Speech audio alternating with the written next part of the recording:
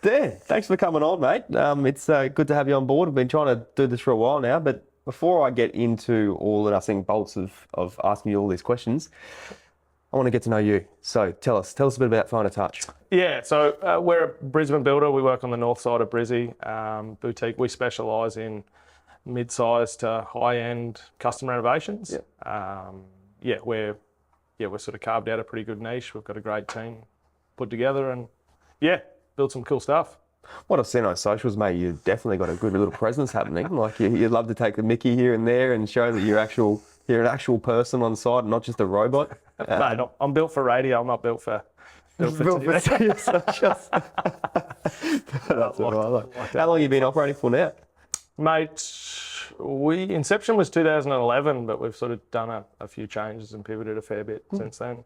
I'd say we've been up and going for a good 2-3 years. Yeah, cool. What makes Finer Touch different to every other builder?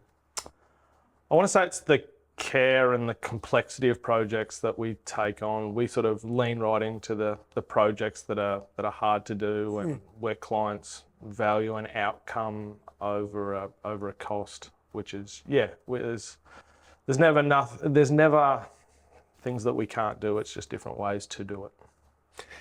We met and we've actually had a fair few coffees here and there, and one thing that stood out to me going back a couple of coffees ago is just the finer touch that you leave behind in the message as to why I believe you've come up with the terminology of finer touch and the things that you do for your clients when you actually finish like a handover or what you leave behind inside the cupboard doors and stuff like that. Like, I don't want to let all the cat out of the bag. Like, you got to keep those secrets, and I don't want you to disclose them. But just that creativity and stuff like that you offer, I think is pretty damn cool.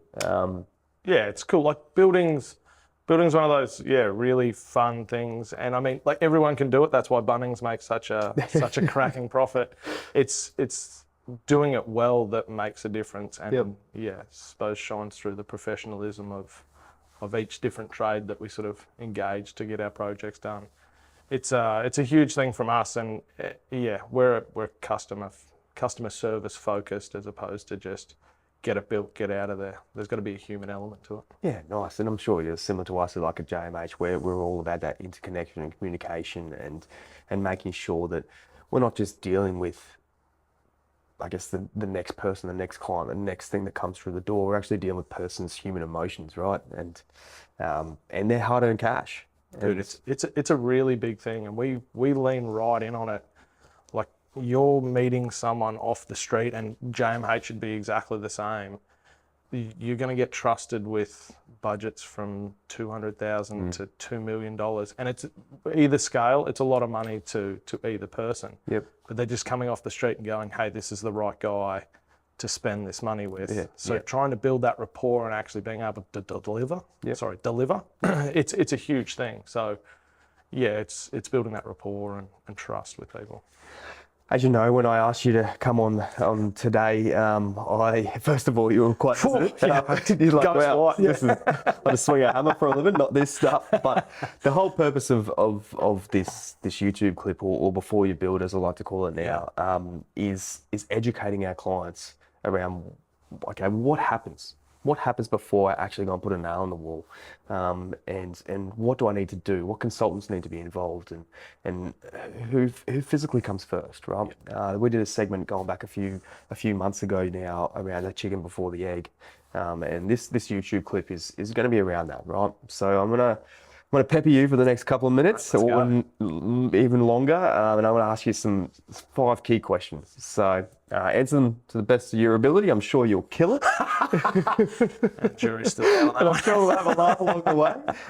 But yeah, as I said, the context of what we're trying to get out of this is really just educating our clients around why Finer Touch is so good and why you are a point of difference, but also what comes first. Yeah. So let's jump into it. Mate, let's go. All right, you done your stretches? Whew, I only just touched my toes. I'm built for an office, not the side. So, let's get into it. So, first one, cab off the rank. Let's go. Who actually needs to be involved early, or why do you need to be involved early? Oh, what a banging question.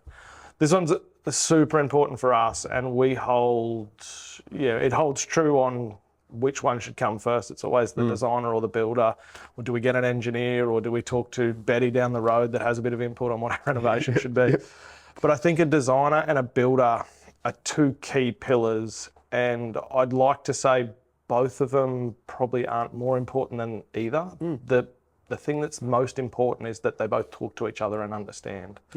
So that being, if a client goes and sees a designer first, that designer understands the client in their entirety in terms of what that project needs to deliver, the outcome that they're looking for, and they'll have builders in their network. And I think it's a great point from where JMH sits is you're probably lucky enough to work with enough builders that you can actually understand what they can achieve and what they can't achieve, and if the outcome's delivered.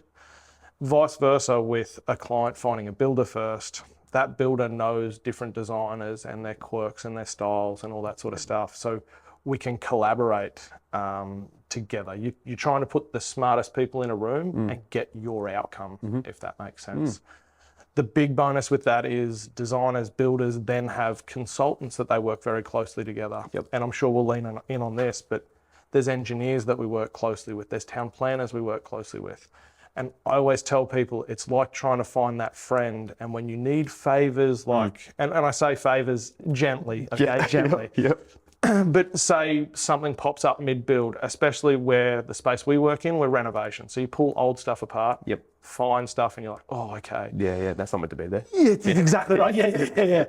If we don't have a relationship with an engineer, a town planner, it's not a quick phone call to be like, hey, what do you want to do? We pivot, we keep moving, you save costs, you save time spent. Like there's a lot of things that can be saved. If it's you've chosen your engineer and we have to work in with them, I don't have the rapport to be able to do that. Maybe it's now an email, it's a 2-day turnaround to get a decision. All of a sudden your project stagnates, or we can't do things, or it's a really tricky space to work in. So I think that's where collaboration and finding a great designer and a builder, trying to get that to seamlessly work together, it makes a huge difference. I like the word that you've used there, collaboration, because I personally, and I mean, call us biased, but I personally believe collaboration is the key to everything. Naturally, you're going to have a communication along the way. If that falls down, it falls down pretty much the whole project. Whether that be the design phase or the build phase. But the word collaboration is so critical, isn't it? Like knowing that, okay, well, I trust these two people, and then they're going to do the right job. And when you have that, I guess, interconnection, it actually rules out the factor of, well, are they the cheapest builder? And I'm sure you get that all the time. Oh, I've gone with you because you're the cheapest. Well, you don't actually want to be in that space sometimes. You know what I mean? Like, and that's, sorry to lean in on that, like that's a big one for us, is we tell clients, you probably don't want the cheapest builder. Like if a builder has to warrant the project that we've got 12-month defects, and then we're 6.5 years that we sort of have ownership on that project, why do you want the cheapest builder that's going out of business? Pick the builder that's healthy and growing, and then you know that your project is now safe, like for its entirety. And that's scary when you think about it, right? From your perspective as a builder, you've got 6.5 years to warrant the structure. Some skin in the game. That's right. That's right. Like even like think about a retiree. For instance, I had a client the other day who was going to be a retired builder, and he had to think that, okay, well, I might retire today, but I've still got 6.5 years of a job that I finished 6 years ago that I'm still liable for. Like, to me, I was like, I never thought about it that way. Wow, man. And it's pretty interesting when you think about it. You know what I mean? So. That's a scary part, but also the fun parts of all that, if we push that aside, is that when you do collaborate, when you do find the cheapest builder, or when you find the most expensive builder, it's actually easier said than done. That's probably what I'm going to like. As you know, being in the game, not every single builder is exactly the same. 100%. It's not like when you go to Macca's, you're going to get a Big Mac from this location, then you go to Macca's the next side, you're going to get the same Mac as Big Mac there. You know what I mean? Like and that's the hardest part I find that clients don't understand. It's a massive factor. I think when I was an apprentice, we had it drummed into us that like our old our old employer when I did my time, we came up and he always said, a tradesman builds for tomorrow, a craftsman builds for the future. So it's a huge thing, and clients need to understand that. I think I've said it a number of times with some coffee dates. It's like you're trying to find a best friend instantly. It's like going to that barbecue and you're stuck in a group chat and you don't want to be there. It's probably not the builder for you. You want to be talking to people that align with your processes and sort of understand what's happening. So let's talk through that, Rob. So let's look at from two different sides of the pillars here. What do you believe enables a good design? So when I say that, I mean, like, what elements of a good design enables you to be able to be a part of a project? Oh, another ripper question. Yeah, this is a different one. Yeah, nice. Just one in early while you're fresh. So, what makes a good design is collaboration. Now, a tricky one that everyone gets held up on is they don't want to tell us their budget. And it's an age-old thing, because everyone goes, I'll tell them our budget. The builder automatically goes, well, that's what I'm doing it. Like, we'll take all of it. Again, if you're finding the right people in the right corner, we'll be transparent. We've done projects up and we've done projects down, so we can sort of go, we should be in this range. Your budget should be pretty good, but we won't know till we get in the nuts and bolts. So it's transparency from the client's point of view. Key word, I like it. Yeah, it just makes things easier. Like it really does. In same way we work, and I've explained the nuts and bolts on that. It's just transparency. Communication's huge. From a design aspect, it's I'm going to overuse this word. It's that collaboration piece, because you guys see things that we don't, and then we're looking at things in different lenses. So when a builder can go to site and when JMH has designed something and it's like, hey, we're gonna cantilever this through and we're gonna take all these walls out, we look at it from a building lens and go, that's a brilliant idea. We could build on that and go a little bit further, or hey, we've got some constraints here. We can do it, but we've got to take roof rafters out and change load points and bits and pieces. Talk to JMH, we might be able to do something a little bit different to get the same outcome. And again, because we're working together, it's not that, hey, it's my way or the highway. We're just both trying to get the best outcome for a client. And I use the word collaboration, and we'll continue to use the word collaboration. And I don't think we need to use it as a loose term, right? Because we're the designers, you're the builders. Our objective is to design something that can be built. Your objective is to build what's being designed. And in order, when you have that collaboration, you can then go, okay, Betty down the road, what is your, for a dirty term, as we all like to use, the word budget. And you use the example of everyone never wanted to give the builder the budget. For us as designers, we spin it on its head and go, okay, cool, we'll design you anything. If you don't know your budget, we can't create a good design.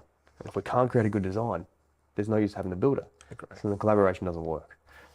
So that's why I like to ask that question. What do you believe is shaping the best part of good design? So it's a great question to have answers for. And again, you've just said, you could design anything, but if I knew that the budget was $500,000, we get very clever on what we design and how we change that functionality for the client, as opposed to going, oh, there's no budget. Well, we'll design a $2 million job, and now we've burnt all of that time.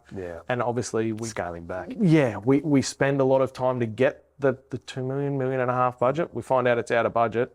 We burn all of that time again and bring it back. But because we've set expectations at what $2 million will buy you, it's very hard to come back. It's easier to build it smaller and then blow out from there. And in saying that too, like, and there's a conversation that we have in the office, and I've actually done a fair few clips on about it, but the common question that we get asked, or we portray to our clients, is that you need to understand your needs and your wants.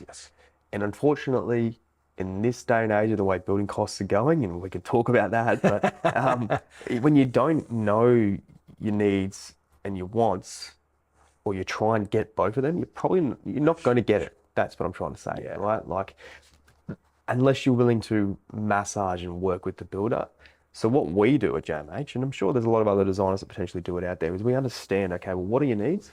And then what are your wants? Okay, with the builder in that collaboration, can we identify what your needs are first, draw that, and then maybe add in that pool because that's a want, you know, add in that arched feature with the stone because that's a want and that's a style that you might like. But when we do that together as a builder and a designer collaboration, and the engineer and the certifier and the town planner and all those other third parties that come in later on down the track, we can actually go, okay, now we're going to get you to that budget. Huge. But if you don't identify those two elements in the beginning, to me, I find, and as I said earlier, this is something that we're quite passionate about, and we talk about it a fair bit on our YouTube clip and things like that, and socials, is that they're the two key pillars. Yes. They're the starting points for every job. Yeah. And if I want to contradict myself here, that could even be identified before you get the builder or the designer in the room. It's huge. And like, let's flip the script on its head. Hypothetically, a client comes to myself or comes to you and doesn't engage. Probably shouldn't use us as an example because we're above the rest. But hypothetically, say they go to another designer, and we'll call it Bob's Design Service, and they go, "Cool, Bob." I know Bob. Yeah, Bob. Yep. Bob draws this spectacular design. Client falls in love. Bob goes, "Yeah, 200,000. You get that done." They go and find a builder. The builder goes, "Yeah, we should be all right. Like that'll be fine." Push ahead. We get engineering, we get designs. And at this point, you're burning weeks of time because you have to wait for consultants to come back to you and that sort of thing. We get to the end, we can't build it for that. It's well over budget.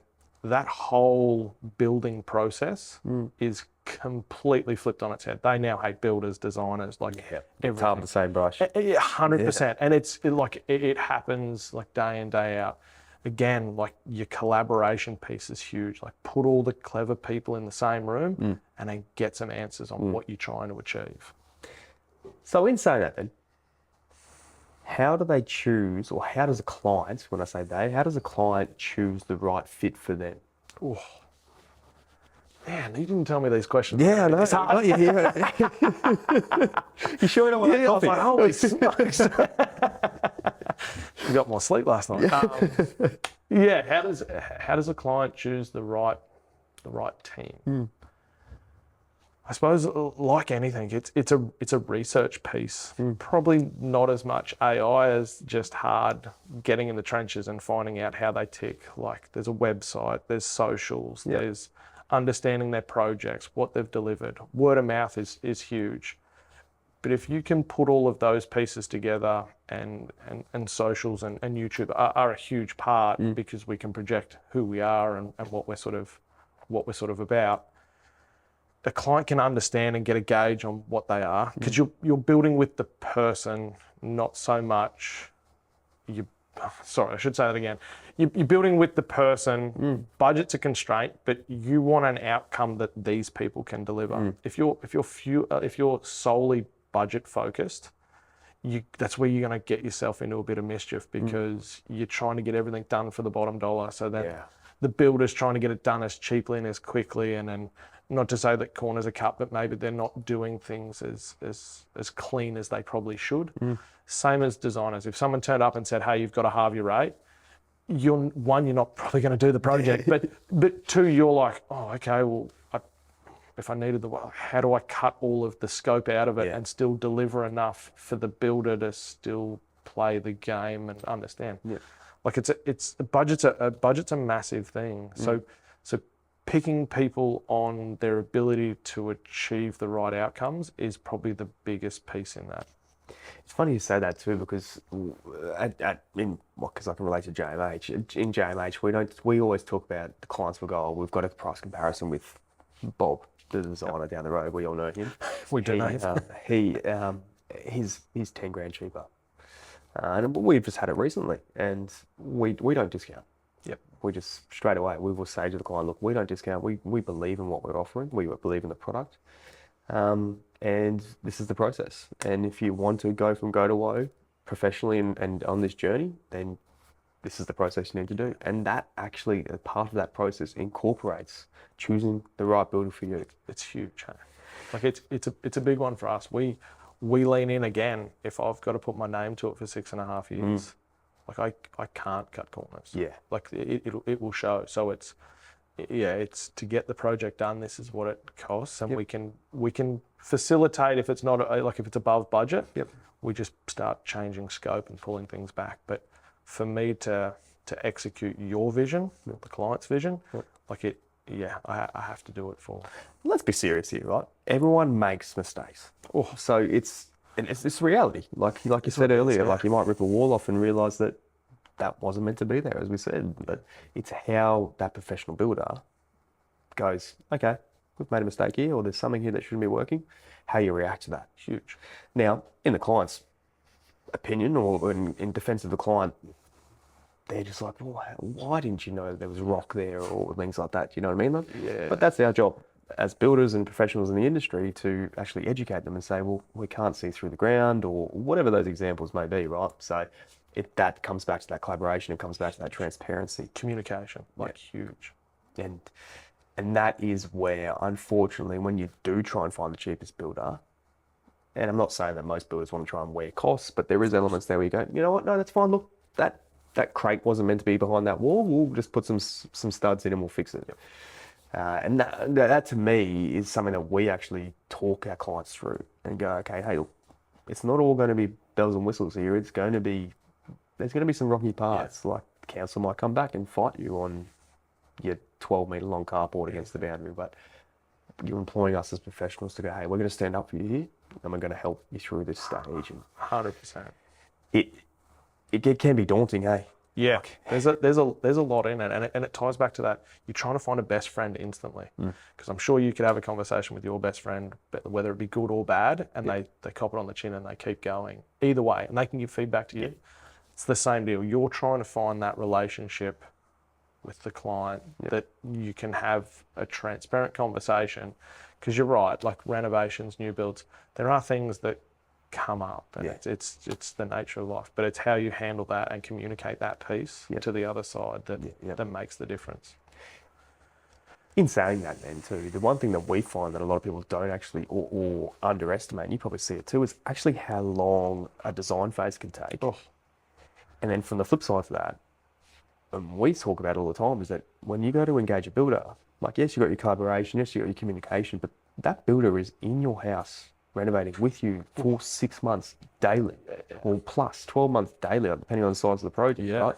Like, if you don't like this builder, that's a long time to deal with someone. 100%. Like, we're in your finances, we're in your family, we're in your personal space. Like, we're talking to you guys at 6 a.m. in the morning. If you're not a morning person, that's terrible. But we're going to be a pretty hefty part of your life, and if we're not the right fit, we're probably not going to be everyone's cup of tea. Fully respect that, understand it. That's why there's multiple builders, multiple designers. But if there's an alignment there, perfect. Like, let's lean in and we'll build something special together. And I'm sure you've been the same. You probably walked away from projects where you're like, I don't feel like there's an alignment. And the shoe's on the other foot. The client probably does the same thing to yourself. Yeah. You can't. People's personalities may not gel. Exactly right. And it is just that piece. Like, you just, that best friend instantly trick. And let's be honest, like, a lot of the times you will go into projects and other builders will go into projects and be like, I actually want this job, it looks good on paper. But when you start to delve into the situation with whether it's the client or whether the shoe's on the other foot and the client's looking at you, you're probably going to go, okay, I don't actually want this job. Like, it happens. Yeah, it's gonna be a slug for both parties, for the entire event. Like, the amount of people we speak to, we're big on feedback at the front end and the back end of any project, to find out what we can improve on, what we can do better. And the amount of people we ask in our questionnaire that we send out, have you ever built before? How was that experience? I'd like to say most of them are good. If they're good, they're probably talking to the exact same builder because it worked. If they have a terrible experience, we lean in and ask those questions on what made it a terrible experience. Oh, we just didn't communicate. Okay, cool. Well, this is how we differ from that, and you'll probably get too much communication. Just leave me alone at 6 a.m. in the morning. Stop communicating with me. Knock softly. In saying that, then, my next question is around mistakes or costly mistakes. What do you see most of the time that in your element of the design phase and the build phase that actually costs the client most? Again, man, these questions. I'm sorry, these are strong questions. Got to get the message across. Yeah. So I think the biggest hurdles and mistakes that some clients can make is, I suppose, not getting a full understanding of the process and what's involved in it, and then how critical documentation is to our job. So if we do the start of that, there's 10 to 20 consultants outside of you and I that need to be involved in order to get a project across the line. That be town planners, engineers, council, and there's multiple facets in council that have to talk to each other. Because they're not in-house and they're subject to their availability, you can't run everything concurrently. You've got to start pulling things back and tailoring. But all of that takes like massive amounts of time. And some of them, and we know who we're talking about, but they'll sit on the paperwork for 30 days. Day 31, they look at it and then ask you for more answers. And they're like, okay, it's not a reflection of us. We can't do anything with the process. But that takes as long as it takes to get your project ready for pricing. And I'm sure there's builders that price differently, but we wait till we get a whole package together so we can give you the exact price that it'll cost to build. So there's no ambiguities on, I think I've got $200 allowed for a toilet. I can't actually afford a toilet for $200. So you get to pick that whole thing out. But that's a big thing that people don't realize. And I suppose it's not so much a mistake, but people understanding the process and what that takes to get your project to the finish line. The second part of that is great design and documentation. Again, you're trying to get all of your thoughts and put it on a piece of paper, and then someone interpret the piece of paper and build it in 3D. Now, the great one, everyone's used AI. You've prompted AI to do something before? You give AI a prompt and it spits an answer out and you're like, where the hell did that come? It's not even remotely close to what it is. Again, JMH being AI, is you're trying to get all the information to JMH to design and get everything down in documentation in a form that a builder, analog, not digital, is trying to interpret and come up with some answers and then build what your vision is. So documentation for us is major. One thing that we have seen a massive shift on in the past, I would say 2 to 3 years, we've got livable housing standards that come in and that cause a bit of a grief.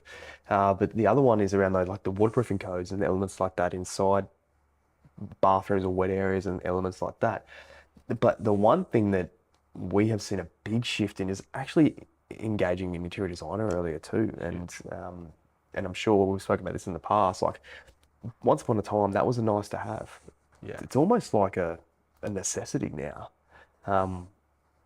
Down to just simple things like choosing a tile that allows for a floor waste that's not going to have a 600 by 600 tile that's suddenly being cut up into 300 pieces to try and get to your floor waste. Like that documentation for you can actually change your cost dramatically too. So that's something that people don't even think about, right? They're just like, oh, the designer does the plans and they'll produce the product, and then the builder will come in and use the engineering and the building designer's plans and start building.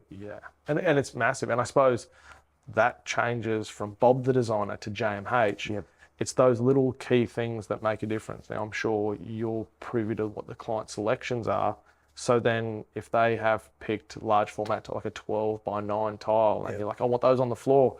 Well, it's an education piece going, well, hey, just so you know, you're probably going to want to do this around this.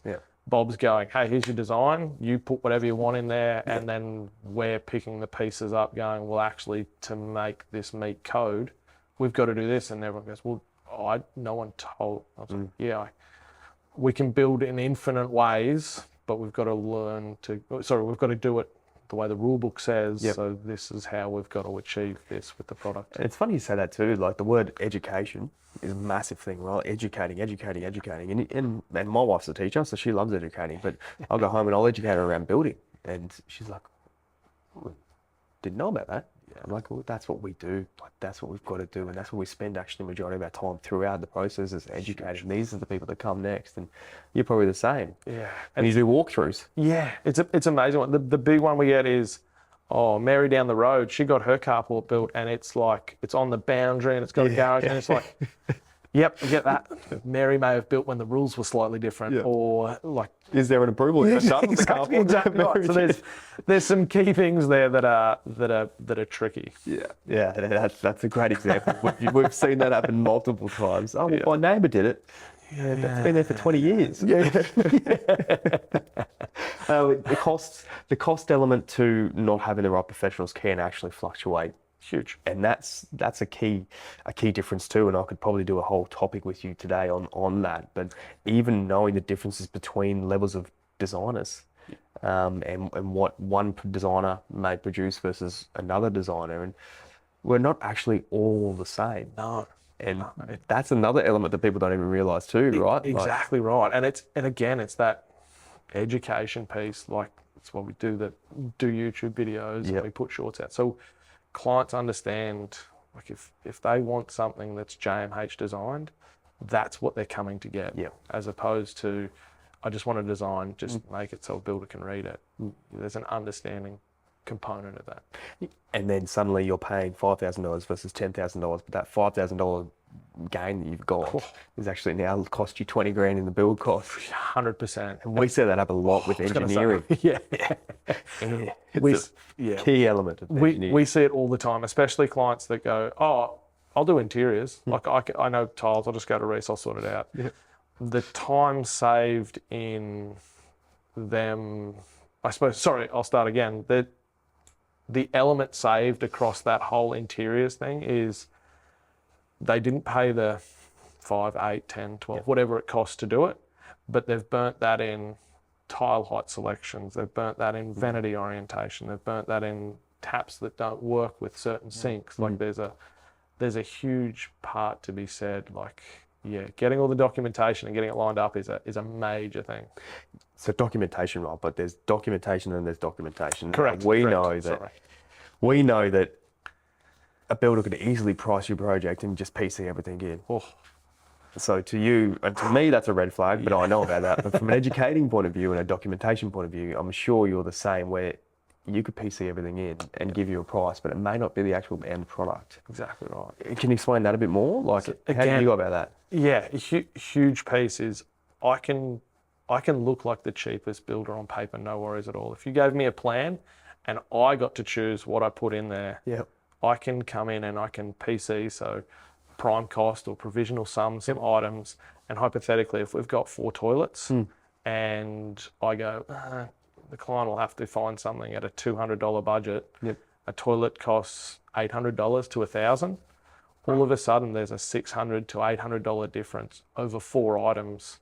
On the face value, my contract looks a lot cheaper. You go shopping, find out that Dan's a complete lunatic and trying to buy toilets for $200. It doesn't work. And again, another red flag for clients on how builders get done is we can do that on multiple fittings and fixtures. We can do that on lining. We can do that on so many things to make the price look appealing to someone. But again, how we sort of operate, and I'm sure JMH is the same, if you want a $1,000 toilet or you want a $2,000 toilet, if you tell me, we can price it. And then when we get to contract or we're hitting the road, if you decide to get a toilet for less or get a toilet for more, It's actually a credit. exactly right. Your base level toilet is the one that you've selected. And it's funny you say that too, because it's like, it's not until you actually explain that to the client and go, or show the client, here, this is what I've allowed for. Or it might be that I've allowed $200 a toilet because I believe this is what you want. But let's be realist here. I probably need to allow $800 a toilet. So is this the toilet you want? Like, all those things come down to communication and collaboration and the correct documentation. We sound like broken wheels. But it's true. And we've only picked one element, toilets. Like there's basins, taps, fixtures, like tiles. You name it. There's hundreds of items. You do that enough times and I can reduce a price to look spectacular. And even another question that I could ask you quite comfortably, and I'm not going to because we will probably run out of film, but is like the difference between like a project builder and then a custom builder like yourself, right? And I don't know the percentage on it. I wish I should, and I probably maybe need to get the percentage on it. But the difference between trying to go to a custom builder versus going to an actual project builder, from walking into their showroom, looking at what they're offering you, and then going into a custom builder and going, okay, well, I want this. There's a massive disparity between those. Huge. And it's to me, I always look at it like a used car salesman. Right? And no disrespect to used car salesmen, they do quite good. Some of their cars are pretty good. They're used. But like, you can show someone a product, and it's always giving them a false sense of security. Like, oh yeah, you can build this thing for 800,000. But not this particular one. Yeah. It's this one here. But you're showing them the 2-4 joinery, the 1200 by 1200 tiles. You know what I mean? Like, who doesn't love a good display home? Yeah. And that, from a client's perspective, it's hard to swallow. Like, I can use myself as an example. When I started to design my house, 7 years ago now, I took my wife on a journey to A.V. Jennings, I think it might have been, or one of those display homes, and said, okay, let's have a look through here and get a feel for it. And I knew, because I'd worked in project building companies before, but for Nicole, I wanted her to see what you're going to get and then the differences in prices, so then we could then get a clear understanding around where we were going to go. But yeah, that's a long conversation, that one.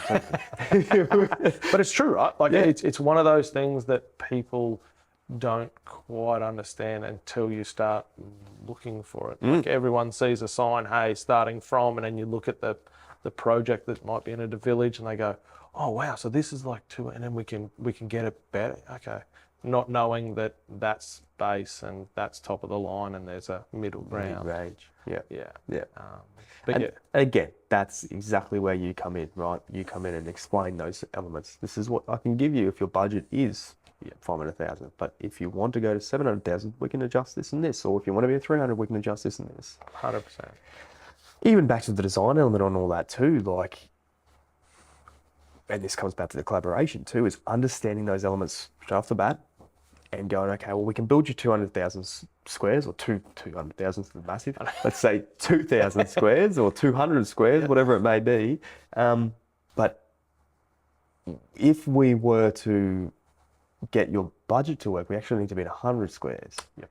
And understanding that from the get-go is critical. And that's where I find, as a designer, having those harder conversations early, but doing that from a perspective of having you or their best friend that's a builder involved is again, I keep harping on it, that's just the critical element. It has to happen. Has to be that way. Like, if you're not so much, sorry, I'll start that again.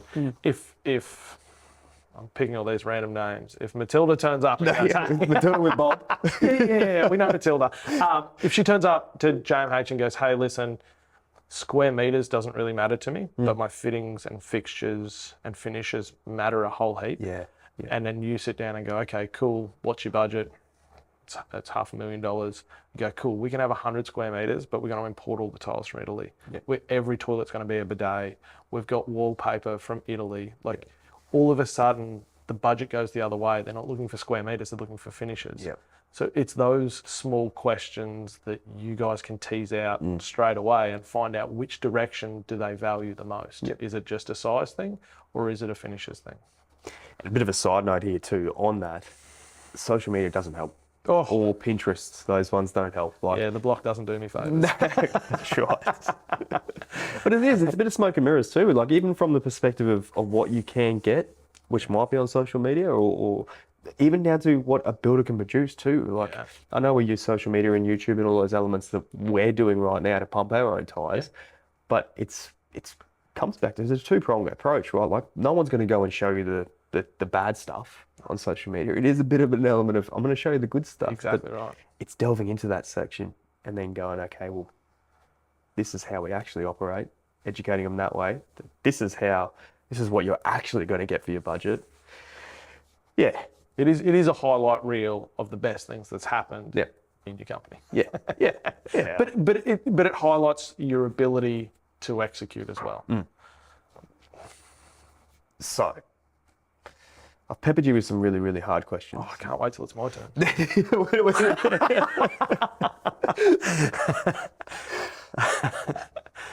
By all means, you can ask me some questions.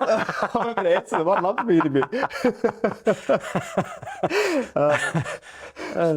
No, look, in all seriousness, if you were Bob, or if you were, what was the other Matilda? Yeah, Mary. Mary, she was there. No, if you were Matilda or if you were Mary, and you were sitting in front of them today, and you're like, Dan, they asked you the question, what should I know about my build before I start? How would you answer that? What should I know about my build before I start? I suppose the big one is a clear vision on what you're trying to achieve. What are your wants and needs versus your must-haves? You're going to use that now, aren't you? Oh, I'd love it. It's a banger. But it's so true, right? Yeah. Like you don't want to turn up and someone goes, hey, what do I need to know about my build? And I'm like, you need to know, you do need to know like overland flow and a few other bits and pieces. But that's where you lean heavily on designers and builders with the right consultants to understand all of that. You want a clear vision on, is my son or daughter an elite swimmer and we need a pool? Yep. Well, the pool becomes the masterpiece of that extension or renovation. Why are you doing this? Exactly right. Yeah. Everyone's got a why and a how. It's just, knowing what pieces are the most important to execute the project. And it's good that you mentioned that, because it's something we haven't actually spoken about too. In saying that is like, it's knowing those overland flow paths or flooding and even soil conditions and all those things that can actually dictate that price. Like you got your fittings, you got your finishes. But they're the things that you don't see, right? Yeah. Like they're things that happen as a build. Yeah. That people will come over for a barbecue and look at it and go, "Jeez, this looks so good," but they forget that there's 300 piers there because your soil is H3 and it's highly reactive. Yeah. But they don't see those. They're the non-sexy things, right? Yeah. But that suddenly can blow your cost out. Huge. Like, and let's lean in on a soil test. Like a soil test can vary, and face value, you look at a block of land and go, grass grows, water gets away, we're good. Yeah. In a soil test, I'm looking for sand, clay, shale, rock. Like, I want to know everything, and that can vary the price massively. Yeah. The moment we drill a hole in it, and it turns out that this was a swamp before it was reclaimed, well, that's just cost you a heap of money. Yeah, but again, that's where the consultants and the smarts of a builder and a designer will come in and make a huge difference. Yeah. So, and again, I'm picking on soil testing. Sorry, soil testers. Yep. It's one facet of a massive process that we've got to work through together. Yep. But again, it all costs time and will result in what you have to do with the design you're about to try and undertake. Yeah, nice. Well answered. I loved it. So, look, I've actually peppered you with enough questions. Really loved having you on board today. Loved listening to your thoughts and your expertise. Rambling, and rambling. Sorry if I was a little bit hard on the questions. No. Great questions. I just probably should have come a bit more prepared. Next time we'll make sure we're a professional and we'll tee it up. Yeah, But look, you're so right in saying, and this is why I just plucked you out of thin air and said, come and have a chat with me today. No, all those coffees that we've had and the messages that you've been talking to me about is so critical. Like just having that chicken before the egg scenario and understanding that no two job or no two project is exactly the same. Huge. And especially in our element of tailored designs, right? Yeah. And when you're finished and you've built the client's journey, you've been with them, you've spent 6 to 12 months with them through design, then you've spent another 6 to 12 months with them through build, and you can leave them that finer touch. I'm sure that gives you a bit of a spring in your step. It's huge. Our job's not done properly unless we're invited around for that barbecue test. Like if we've finished the project. Do you have to bring the meat? Yeah, I mean, I'll bring the beer, I'll fold it. However it works, as long as I'm getting invited. Yeah. But it's a huge thing because we're such a critical part of your life, and I'd nearly go to say it's a chapter because people don't build as often as we build, right? Yep. So we're a huge part of their life, maybe for an insignificant amount of time, but everyone goes, hey, I remember that build, remember when we did this. So if we finish at the other end of it, good, bad, ugly situations on things that have come up through the build. Yep. But the test is, if we've finished the project and they're still happy to pick a phone call up and still invite, my job's done. Like, that's how everything should be looked at. And it's just a communication piece that normally does most of that. But that's where I'd say the finer touch sort of comes into its own. Perfect message there. Communication. Huge. Regardless of any situation. Yeah. It does. It comes down to communication. So, yeah. Love it. Thanks, Dan. Appreciate it. My pleasure. Thank you for having us on. Appreciate it. I'll see you in 6 months. Whew, okay, let's go. I'll get skinnier. No, it's fun. What? Only because we're going to still roll. But what's the JMH difference? Oh, here we go. I like to say that we, look, if you were to ask me our why, I would say in the most simple terms, and more, here you go, it's actually written right here. The way I like to twist it is that we don't discriminate. So for us, if it's a deck or if it's a new home or it's a renovation that's worth $1 million down to $10 million, $2 million, we know that we believe or strongly believe that everyone should love where they live. So if it's a carport and they just want a carport, we'll draw you a carport. You want to work with us because you know our values, we'll draw you a carport. If you want a $2 million home, we will draw you a $2 million home because we strongly believe that you should love where you live, and it has no aspirations around me putting on social media that I've just drawn a $2 million house. Sure. I'll put on social media that I've designed a carport, because the clients can stand out front and go, this is the best carport ever. It protects my house from the hails, storms, or the cyclones that come once every 100 years. That's us. I know that's a bit of a long-winded way of saying it, but we put that on our website because that's how much we believe it, that everyone should love where they live. That's awesome. And when is JMH's job done? Okay. From a... You got me. Yeah. So when is JMH's job done? I would say for us, I'd love to have repeat clients, and we do have repeat clients. Wow. But it's not like you and I where we're repeat clients, right? It is every couple of years that someone may, or even sometimes a 10-year cycle, right? Someone will move on from that house and go to the next one. So for us, theoretically, our job is done once we hand it over to the builder. Sure. Majority of the time. But what we like to actually do is call that client in 6 months' time and go, you just finished that build with Dan from Finer Touch. How was it? How was our process? And it's something I do want to come back and have that barbecue with them. And a lot of the times, from a designer's perspective, we don't get to see that. We pass the plans on, and we get caught in the dark, and sometimes don't even know that project's being built. But one thing we strive to do is go, okay, well, hey, this person, if they love where they live and they're passionate about what JMH has provided them, and they've got that collaboration with Dan from Finer Touch or their builder, they should want us to come back and have that barbecue. And if they don't want us to come back and have that barbecue, then we've done something wrong and we need that feedback. Yep. And that's huge. And especially if you're at the barbecue and I'm at the barbecue, it's a big barbecue. Yeah.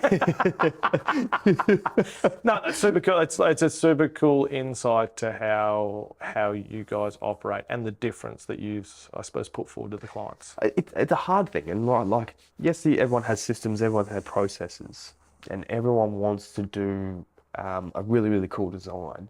But the thing you can't take out of, for myself, and I know 100% my team, is that they love designing, but they love being able to see someone's smiles on their face once the thing's been built. Outcomes. Yeah, because for us, we can draw plans. As I said to you earlier, we draw plans, they sit there as a plan, but it just stays as a plan. And if we don't have the collaboration like we've spoken about, and it stays as a plan, it's just a piece of paper. Yeah. Like, it becomes scrap paper, we end up having it for kids to draw on and things like that. Oh, that's not fun. You know what I mean? Like, being able to go to a house, and I went to one last week where the client was wrapped, loved it. Super and cool. That's the part. There's no better feeling, right? Yeah. Like, you turn up and you chat with the client, house is under construction or it's finished, it's like you're elated. Like you're as happy as the client to see it come to life, made better with their whole, I suppose, persona on like, hey, we've done it. Like we've nailed this. Look at this. Yeah. And two, in saying that, like it might be a client that we've had a rocky period because they've hit flooding or they've hit overland flow path, and we've had to educate them. We've had to bring that bearer of the bad news to them. And it may not be perfect the whole way along, but knowing that, hey, we care. We're not just going to go, stuff, tough titties, move on, start designing something else. No, we care. We care too much. And that's probably sometimes got us in a bit of trouble because we can't disconnect, or we can't reduce our product. Yep. And you asked me a question earlier around whether you reduce your price or whether you reduce your process. And if we were to reduce our process, which we don't do, but if we were to reduce our process, you'd still get the exact same product. Yeah. Yep. And because you can't separate that. You're not the guy to kick it down the road and be like, oh, this will just be someone else's problem. Oh, well, they've just gone in cheaper. No worries. Well, we're not going to give you meetings. We're not going to give you a phone call. We're not going to give you 3 of those 10 plans you normally get. And right there, that's the difference between you and Bob. Yeah. You know what I mean? Yeah. Like that's a huge. And I like Bob. Bob's good. Just not JMH good. That's right. But yeah, it's they're key things that I suppose are unwritten that clients. That's what you do. That's what you should be looking for as a client. Like you're looking for outcomes. Price is a factor, but outcomes are huge. And the only way you can get a good outcome is through collaboration. 100%. I know it sounds like a wankier term, but it's literally. It's so true though.